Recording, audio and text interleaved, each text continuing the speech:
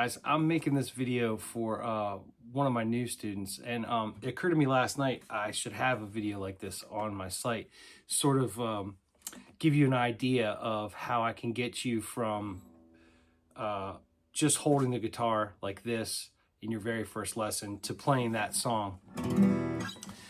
Maybe you recognize that song's from the 90s, the Cranberries.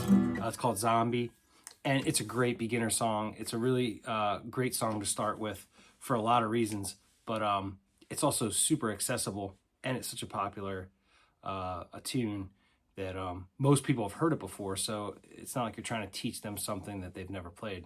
Anyways, it just sort of occurred to me that let me just kind of lay out what a lesson looks like with a total beginner from square one, which is what happened last night and why I decided to make this video. Okay, so what we'll usually do is, you'll come in and we'll say, okay, where are you at? And if you've never played the guitar before, then we got to start with like some of the just simple basics, like how do you hold the guitar? Really, if you're playing an acoustic guitar and you're not standing, you're sitting, it really goes for an electric as well, but you're going to put it on your right thigh, okay? And what you're going to do is you have this little area that we call the upper bout. You're going to sort of get the inside of your elbow up over that bout and then fold your hand, bend your arm, fold your arm over that bout, okay? The reason you're doing that is because you want to be able to hold the guitar and balance it with just the right arm and the right side of your body. You don't want to use your left hand, because your left hand needs to be able to move freely across the fingerboard, the fretboard. Real quick, if you don't know anything about guitar, I imagine most of you do. I'm going to go really fast so we can get into the lesson, but you can always slow the video down and rewind it or rewatch it if I'm talking too fast for you. Okay, you have those controls down there in the wheel. Okay, so this is the headstock of the guitar, and these are the tuners, the tuning machines. Obviously, you have the strings. You have what we call the neck. But the front of the neck, this part of it, we can call either the fretboard or the fingerboard. They mean the same thing, doesn't matter. Fretboards, right? These metal wires that divide the neck or the fretboard into these little areas, or whatever you want to call them, we actually refer to that space basically as the fret, but it's really the fret is actually the wire. But you're never going to put your fingers on the wire. That's not where we place our fingers. We place behind the wire to get a nice clean tone. If I press down on the wire, it's not very clear. And I press right behind it, it is. So the reason I'm telling you this is so that you know the lingo, the language we're going to use. And if you know that, then you can easily follow directions. So we're going to number our strings from the thinnest to the thickest, which means this is string 1, this is string 2, 3, 4, 5, and 6, okay? The thickest string is an E string, and so is the thinnest. So we also can refer to this as low E and high E, and that's because this is the low end of the guitar, and this is the high end. And the reason this is the low end and this is the high end is because we're speaking tonally, not directionally. And if I wanted you to go across the strings this way, I might say something like move up a string towards the ceiling. Or if I wanted you to go this way, I might say move down a string towards the floor, if we're talking directionally. But in the beginning, it's really important just to know string 1, 2, 3, 4, 5, 6. Now they also have note names. The strings are tuned to a pitch. Those pitches, like I said, you have a low E and a high E. So from low to high, and I'm going to tell them to you that way because it's easier to remember. I'll tell you in a second a little sentence you can use to remember what the note names are. But it's E, A, D, G, B, E. E, A, D, G, B, E. Now, over the years, I've heard tons of funny sentences to help people try to memorize those notes. By far and away, the one that's the most common that I've heard most people say is Eddie ate dynamite. E-A-D, Eddie ate dynamite. G-B-E, goodbye, Eddie. Now we're splitting goodbye into two strings or 2 words, even though it's only 1 word. But it just works. Eddie ate dynamite. Goodbye, Eddie. So that's another way to memorize them. The other funny one that I've always heard is every acid dealer gets busted eventually. You know, I hope some of them go free. But anyhow, okay. So now you have the names. You know, this is the body of the guitar, sound hole. This is the bridge in the saddle. You don't really need to worry about that stuff too much in the beginning. More or less, what I want you to understand is if I say, you know, play the first string at the 5th fret, that you can go, okay, this is the first string. Let's see, this is the 1st fret. So let me go to the 5th fret. 1st string, 5th fret. 1, 2, 3, 4, 5. Okay. And if I said go to the 6th string, which is this string, and I said go to the 5th fret, you'd go 1, 2, 3, 4, 5. Okay, so there. I'm going to press down on the 5th fret of the 6th string, also known as the low E string. Okay, last thing, just to get out of the way. You notice that there's dots on the neck, and most guitars, a lot of them have dots right here as well. They're totally for navigation, so use them to your advantage. I wouldn't be able to navigate the neck as well without them. You have them at odd numbers until we get to the center of the scale length of the guitar. So we have 3, 5, 7, 9, and then 12. 12 is the middle of the scale length. It continues on, and if you have a cutaway guitar or an electric guitar where it's cutaway down here, you could access these upper frets where you have like 15 and 17 and so on. The 12th fret has double dots, and because it's the middle of the scale of the guitar, it's really important because what happens here is you have an octave. So if this is E open, low E, that's another E. Do, re, mi, fa, so, la, ti, do, right? So we went from one E note up to a higher. And so the same thing happens on every string. You have A, D, D, G, G, B, B, E, E. Okay. Now let's move on. To play this song, to learn your first song, you're basically going to need 4 chords. They're really easy chords. The first one is called E minor, okay? So to play that chord, you're going to put your first finger on the 2nd fret of the A string. See what I did there? Your first finger. So in your left hand, I should have told you that. Your thumb doesn't count. It's behind the neck. Your first finger, 2nd finger, 3rd, and 4th, okay? First finger is going to go to the 5th string or the A string at the 2nd fret. So it's right there. And your middle finger is going to go right below it. That's the D string or the 4th string at the 2nd fret. And then the best part is you get to strum all the strings. And that's the first chord for the song.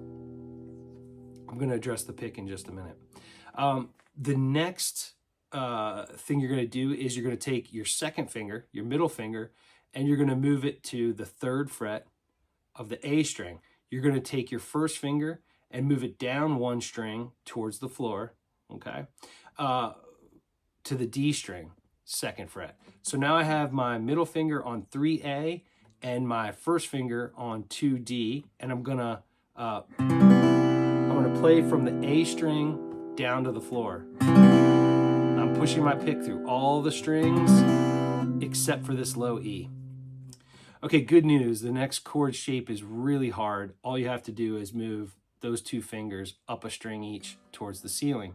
So now I took my middle finger and I moved it up to 3E, and I took my index finger and moved it up to A2. So I have A2 and 3E. And I'm going to strum all 6 strings again, just like the first chord. We can call that chord G6. I should have said the chord right before that, where I'm on 3A and 2D, we'll call that C major 7. And when we move that shape up a string each towards the ceiling, we're going to call that G6. So far we have E minor, and then we have C major 7. remember to only strum from the A string down. And then we're going to come up a string each, and we have 3E and A2. That's going to be G6. Now the next chord shape, there's two ways we can do it. Okay, I'm going to show you both.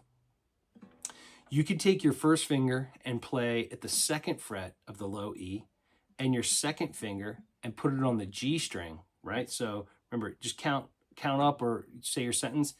Eddie ate dynamite good. Okay, that's where my second finger is. And then the rest of the strings are completely open. And I hit it from the low E string all the way down. The other way you can play that is if you wanted to put your middle finger there and use your third finger to play the G string. So here I have my middle finger on low E and my third finger on G at the second fret. And you get the same sound just using different fingers. The advantage to using these fingers is you're coming from this chord, G6. And so then that way you could just slide your middle finger down one fret towards the second fret and then add that third finger on, your ring finger, on the G string to the second fret. So that would look like this if we went through. By the way, this chord, whether you play it like that or whether you play it with the first two fingers, is called D6-9. It might actually have an extension after that. I'm not sure, but don't worry about it. It doesn't matter. So essentially, let me walk you through these four chords. It's E minor. I'm on the A and D strings at the second fret. All the other strings are open, and I'm striking from the low E. The next chord is C major 7. We're playing it from the A string down. I got 3A and 2D, right? Okay, and then go up a string each. And we got what's called G6, so that's 3E and 2A together. And then the last chord, I can slide backwards like that, get my D6-9, that's 2E and 2G. Or you could play it with your first two fingers, the advantage being that the next chord in our progression, it starts over again at E minor, so you're just bringing your fingers from being apart to together. So apart, together, apart, together. Let me show that to you all total. Go 1, 2, and 3, and 4, and 1, and 2, and 3, and 4, and 1, and 2, and 3, and 4, and 1, and 2, and 3, and 4, and 2, and 3, and 4, and 1, and 2, and 3, and 4, and 1, and 2, and 3, and 4, and 1, and 2, and 3, and 4. And we always end on the chord that we started on most of the time, about 99% of the time, because it sounds like it resolved. It sounds like our chord progression ended and was tied up with a bow. So basically that would be the level 1 of playing the song. One strum per count. The count, you may have noticed I was counting 1 and 2 and 3 and 4, and each chord gets the exact same amount of time. That's considered like an 8th note rhythm. So when you feel comfortable with changing those chords, switching from this one to this one to this one to this one very smoothly, then you can go ahead and strum on every beat if you like. Now this is not 100% exactly like the recording of Zombie by the Cranberries, but it's really close. It's just slightly off, and it's much better as an entry level beginner song to just stick to this pattern. I'm thinking all down strums. Okay, so I'm muting my strings right now, and you may have heard somebody do that on a guitar before. All I'm doing is taking my fingers and laying them on the strings, but I'm not applying any pressure. If I push down on the strings, you get that. You don't want that. It's just dampening the strings or muting them. And here's what it would sound like if you're playing the chords on every beat. The strum 1, 1, and 2, and 3, and 4, and 1, and 2, and 3, and 4, and 1, and 2, and 3, and 4. You get the idea. So here's what it would sound like.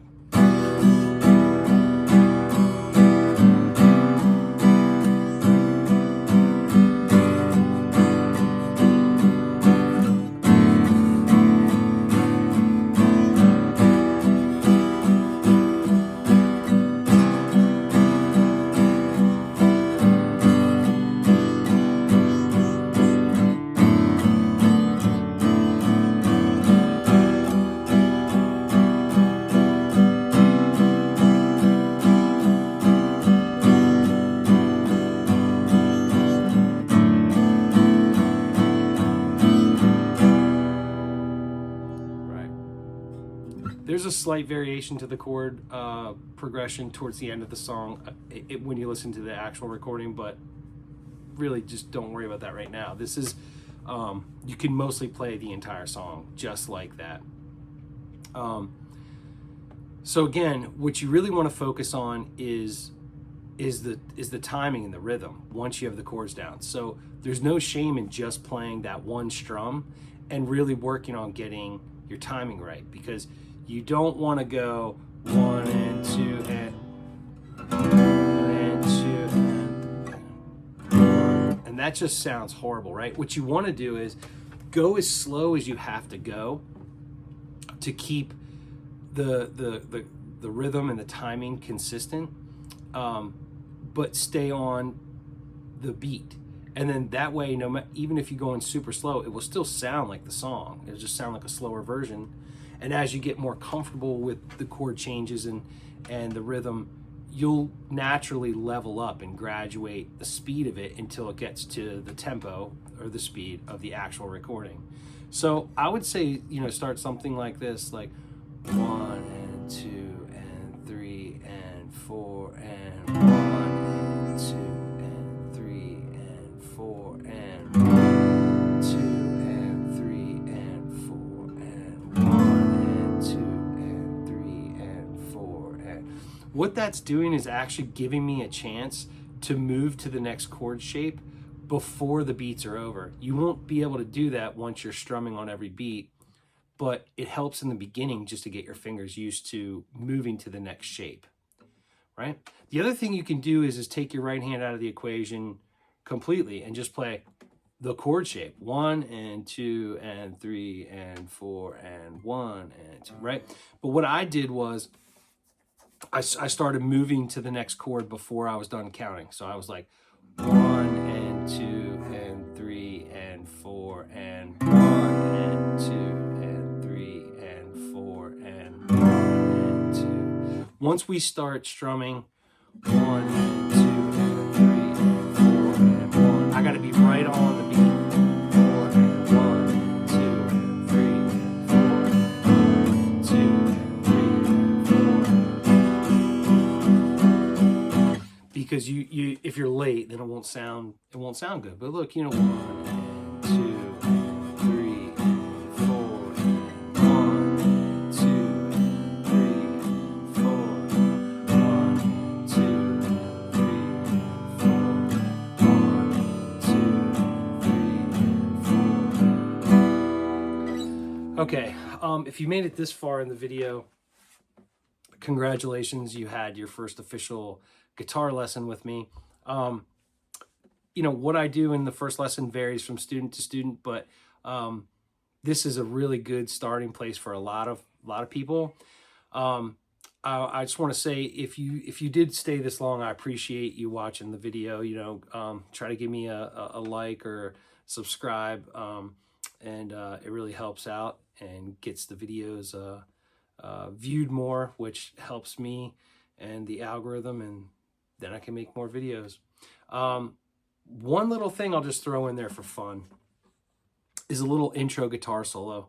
Okay, maybe I'll do this in a short too or something like that, so you can just watch it ad nauseum. But there's a little intro part that goes like this, and it goes like this.